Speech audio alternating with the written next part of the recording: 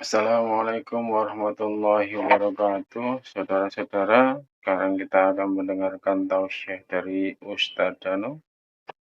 Kali ini tausiahnya akan membahas tentang sakit skizofrenia. Sakit ini biasanya terjadi pada seseorang yang belum ikhlas ditinggalkan kenikmatan dunia.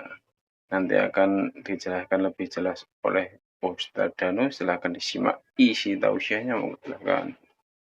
Bismillahirrahmanirrahim. Assalamualaikum warahmatullahi wabarakatuh. Waalaikumsalam warahmatullahi. Amin ya rabbal alamin. Alhamdulillah, mudah-mudahan di pagi hari ini kita senantiasa diberikan kesehatan dan juga hidayah oleh Allah Ta'ala. Amin. Tema kita bagus, mengingatkan kita ketika dunia meninggalkan kita. Ini maksudnya memang seperti Mas Bobi pikirin ya, kurang lebihnya ya. Jadi pada saat kita itu merasa bahwasanya nikmat dunia itu sudah tidak dirasakan lagi barangkali ya. Entah itu harta itu hilang ya. Kemudian mulai kelaparan. Orang-orang yang dekat dengan kita itu meninggalkan kita. Anak-anak cuek gitu kali Pak Ustadz ya. Anak-anak cuek gitu ya. Mertua nggak jadi ngasih warisan. Aduh, nggak jadi nikah.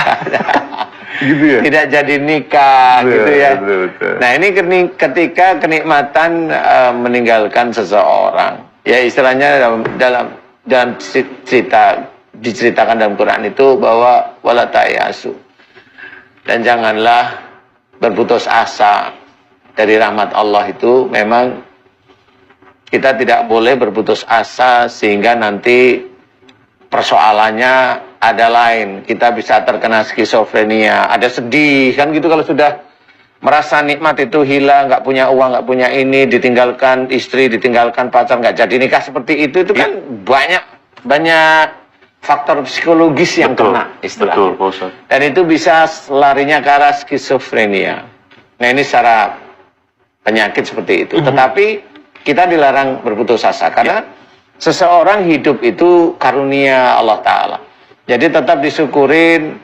Bisa aja pada saat nikmat itu hilang dari kita, itu ujian dari Allah Ta'ala. Karena apa? Karena dulu nggak taunya kita memang bukan tipikal orang yang suka bersyukur. Atas nikmat-nikmat Allah kurang bersyukur. Kalau udah punya rezeki, kita seneng hura-hura. Kalau kita itu dapat sesuatu hal yang ini, merasa itu dari kita yang dapat, kita yang berusaha dan sebagainya. Kalau memang itu sudah waktunya nikmat itu dihilangkan oleh Allah Ta'ala, normal. Kalau itu menurut saya masih normal ya. Karena itu Allah mengingatkan seseorang itu melalui itu, apakah dia kembali pada jalan Allah Ta'ala atau tambah kufur malahan. Dan Allah memang tidak menginginkan seseorang itu beribadah kepada Allah. Itu sebenarnya Allah tidak menginginkan. Itu hanya kepatuhan seorang manusia kepada Allah. Kepatuhan. Jadi kalau Allah sendiri tidak menginginkan. Nah, kalau ibadah seseorang aja Allah tidak menginginkan, apalagi hanya orang yang putus asa, dibiarin malah.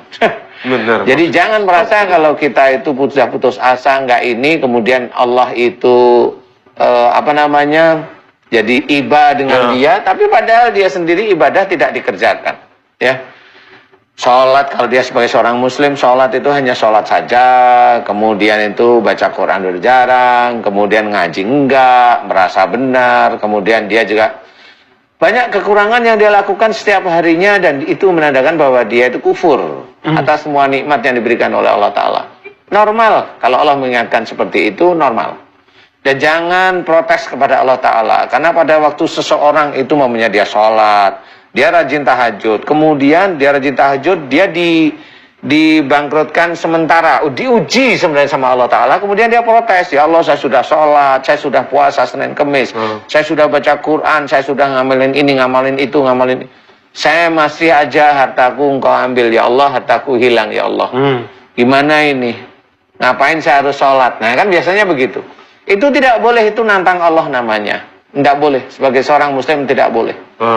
Jadi betul-betul belajarlah yang baik. Kalau istilahnya Allah menceritakan wafis sama rizqukum, di langit ada jalan rezekimu, berarti rezeki itu sebenarnya nggak terhalang. Cuma bagaimana caranya terambil. Yaitu kita di dunia selalu berbuat kebaikan. Kebaikan itu sholat dijaga, baca Quran dijaga, amal-amal soleh yang lain dikerjakan.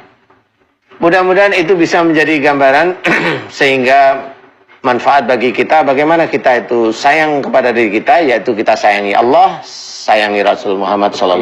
Amin. Allahu a'lam. Allahu a'lam.